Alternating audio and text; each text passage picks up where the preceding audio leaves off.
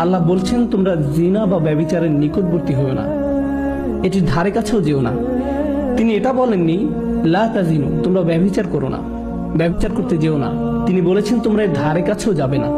অন্যভাবে বলা যায় এটা একটা কাজ এবং অনেকগুলো ছোট ছোট আচরণ যেগুলো কাজটির দিকে নিয়ে যায়। কাজটির একটি পরিধি আছে যা চারপাশে ঘুরতে থাকে এবং আপনি কাজটির ধারে কাছেও যেতে পারবেন না।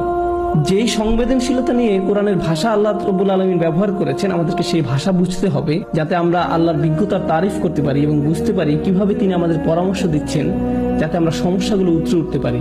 আল্লাহ আযজা ওয়া জাল্লা আমাদেরকে বলছেন কিছু কাজ আছে যা করা হারাম নয়। আপনি এই কাজগুলোর দিকে আঙুল উঠিয়ে বলতে পারবেন না যে এই কাজগুলো করা ভুল, কিন্তু যখন আপনি এইসব কাজে যুক্ত হয়ে পড়বেন তখন মহাকর্ষীয় ক্ষেত্রের একটা টান অনুভব করবেন, যেটা আস্তে আস্তে একটু একটু করে আপনাকে অবশেষে হারাম কাজের দিকে টেনে নিয়ে যাবে এবং অবশেষে কাজটা আপনাকে দিয়ে করাবে। আপনারা জানেন শয়তানের বিষয়ে আমরা একটা জিনিস জানি। আমি লক্ষ্য করেছি যে